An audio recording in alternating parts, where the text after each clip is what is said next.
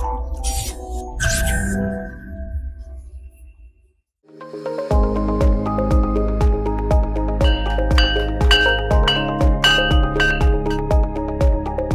secured rank 3 in the civil services examination, so let us give her a big hand.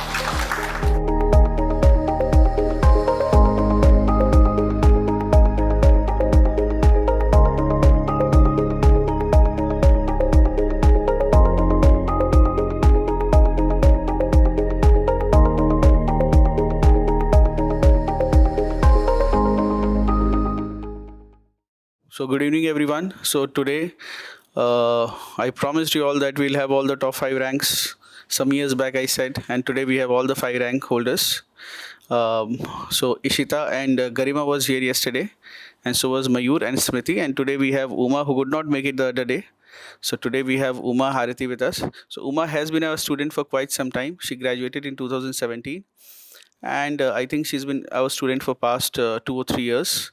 And this year she's been secured a super duper rank 3. She's been a very hardworking and diligent student with us. You can take a look at her copies, and they are really good. Also, she was with the mains guidance program with us, and she was also a student of the anthropology augmented test series, and she's one of those few people who has written all the tests. So I invite Uma, please come to share some of her wisdom with us. All right, Uma. So Uma, I'll hand over the podium to you, and I hope that our students can benefit from all the insights and all the wisdom that over the years you have accumulated that has helped you in clearing this exam with these top ranks. All right. So my name is Uma Harathi. I am coming from state of Telangana. I was born in Nalgonda district in Telangana, but because of my father's profession, I was there in different districts through the time. My father is in the police department. He is superintendent of police through state services. And I have a brother who is in the engineering services, currently in CPWD Bombay. And my mother is a housewife. It was my father who motivated me towards the services at a very young age. And I was not sure for a very long time, but towards the end of the graduation, I decided civil services is what I want to pursue. So after graduating from the university, I started preparing for the exam. And it's been a long and challenging journey. This is my 5th attempt, which means I failed 4 times before. So this is pretty much a brief introduction about myself. When the results were about to come and I was in a complete panic mode, I did not know what to do. It was like the uncertainty was driving me crazy. So I did what I could do best, which is to solve prelims test papers. So I was in a very prelims mode trying to solve the papers.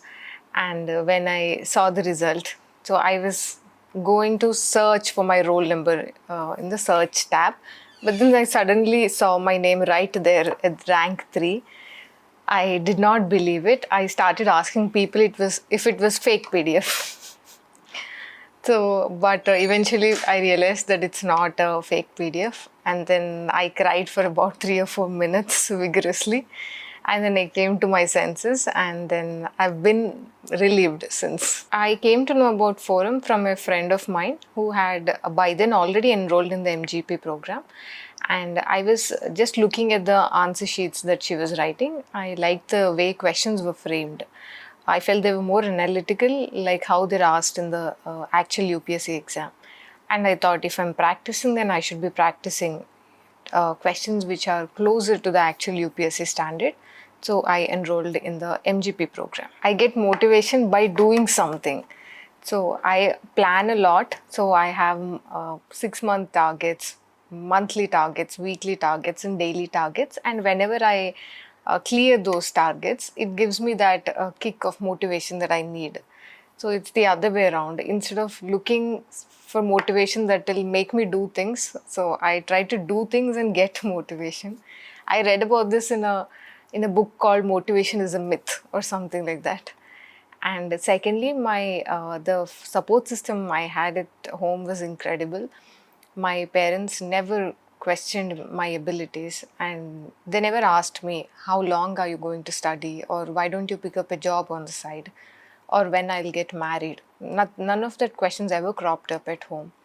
They just said, we have your back, we have your back, so just keep at it, just be sincere and learn from your mistakes. So these two. My strategy and approach for prelims are very simple actually, and they got me through all the five general studies part. The one time that I failed in prelims, it was actually in CSAT, not the first paper. So first is to do all the basic books. So we all know what the basic books are for each subject. I had made very short notes of all these books and I would revise them. And a second part is the tests, practicing tests. So I always did 2 test series. Each test series generally has about 35 tests, so that means about 70 tests in total. And I made sure that each of these tests is, or anything for that matter, I always made sure that anything I study has to be revised thrice before going to the actual exam. So each of those tests were revised thrice before the actual exam. So mostly the tests, I would say, changes the game for prelims. I generally started prelims preparation only 2 months before the actual prelims exam. So in the morning session, I would take a test. Every single day, it's a test. And in the afternoon session, I would revise my basics. And the rest of the time, I would revise the current affairs notes that I was making. Or I would revise the tests that I had appeared, 1 week before or something like that. So it's morning tests and afternoon session revision. Regularly read newspaper. Like I enjoyed reading newspaper. I read the Hindu for much of my preparation.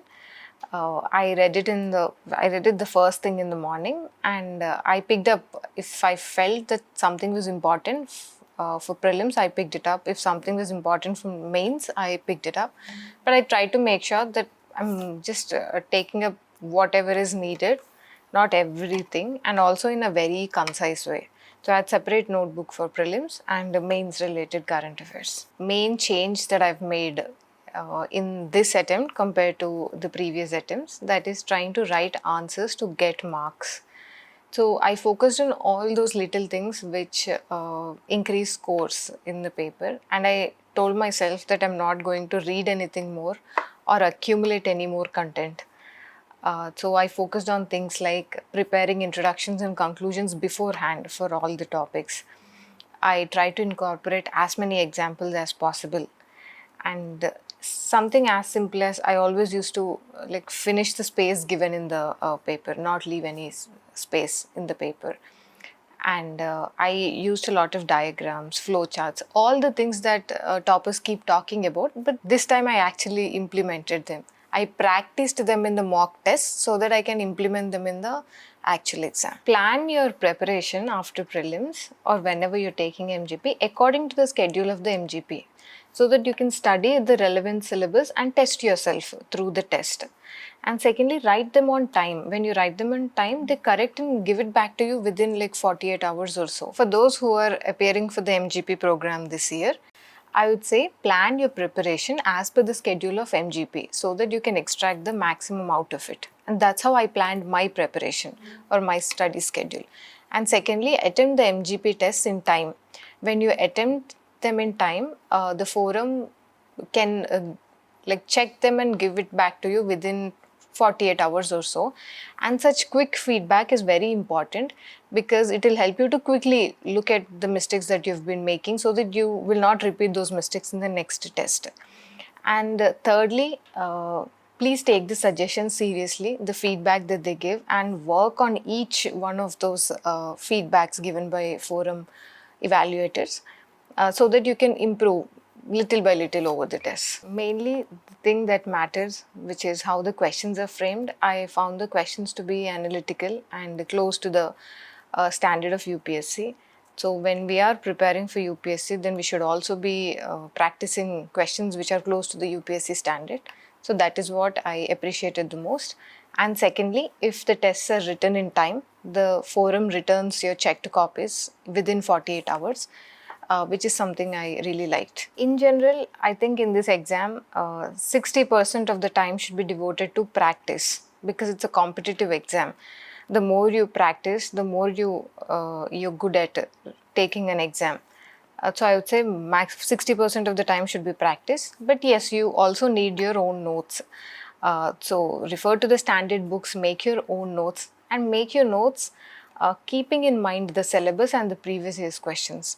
Those are the only two guiding lights that we have. So keep them in front of you and then make notes accordingly. In my third attempt, I appeared for the interview, but I failed to clear the exam in that stage. So I thought, okay, let me go ahead and give prelims so that I can once again appear for the interview. But I failed to clear prelims, and that was the first time since I started my preparation that I failed prelims. So it was two failures back to back, and it was the lowest I could see as a person and even academically or in this way. But in hindsight, it was the best thing that happened to me because I got out of the cycle for a bit. I got an opportunity to reevaluate everything and take a fresh perspective. I changed my optional, I changed my writing, the way I was presenting my answers. So, so that's how I think that was the lowest phase, but it also happened to be the brightest beginning. I changed my optional from geography to anthropology. I made this decision in my fourth attempt when I failed to clear prelims. So the reason I changed was geography was simply not working for me. I was not scoring well. The maximum I scored was around 240 in all the three mains that I appeared with geography. So it was not an easy decision given the amount of time and emotion I invested in geography. So everybody said it was a risky thing to do at that point. But I felt I hit my low then. So there was no lower point. So I thought that was the right time to take risk and change things, and I'm grateful that it worked. It was my first mains with anthropology. I was a little underconfident about taking or appearing for the tests. When I was looking at various test series, I found the questions in uh, anthropology test series of forum.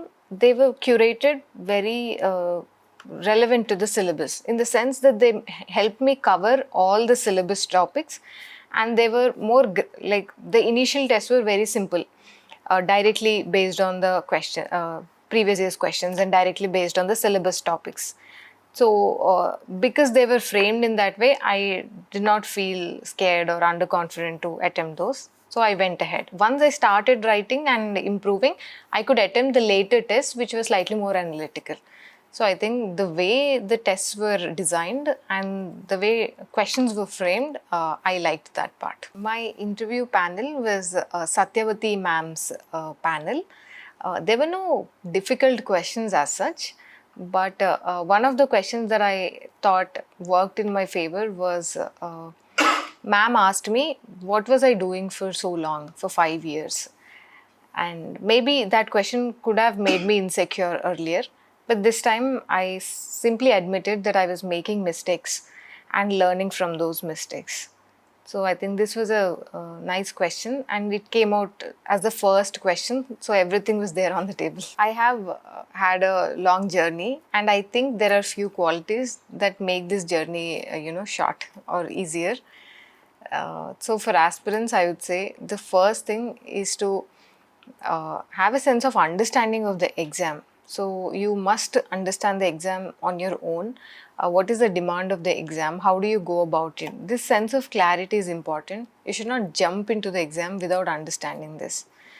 And the second thing is to uh, learn from your mistakes. Like that learning attitude should never go away from you. Constantly see where you're going wrong or where you're going right. So evaluate yourself and go ahead. And the third thing, don't be impatient. Everybody has their own journey. Some people make it in first attempt, some in two, some take more time. So appreciate your own journey, understand your strengths and your weaknesses, and own up your journey. So it will make you very confident and also humble. So I would say just don't be impatient, be patient. And fourth, most important thing, have a sense of balance in your life. Do not isolate yourself. Do not just sit and study for like 20 hours or so.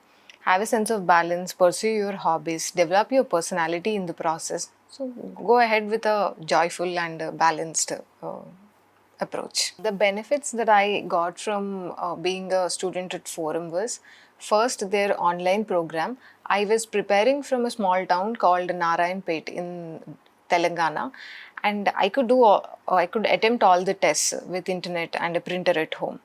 And second thing, quick feedback. Whenever I wrote the MGP test on time, I got the feedback back in time. And third is the discussion videos. This helped me especially for anthropology to augment my content and maybe fill gaps or correct myself. This was important because I did anthropology by myself. Those who are writing the mains exam, please remember that you're writing an exam where you need to score marks to clear the exam. So in the next 3 months or so, focus on how you can extract that extra mark out of every single question that is thrown at your face. So focus on that. It's not content, it's not knowledge, it's not the number of current affairs you're reading or the bulk of those current affairs. It's about marks. So please evaluate yourself. Please think about what will fetch me marks, what will make me stand out and my answers stand out, and focus just on that. For those who are preparing from small towns and from home or remote regions, it's a good decision. Stay at home, utilize the online resources, and take help of the family support that you get at home. Eat good food and prepare in a balanced way.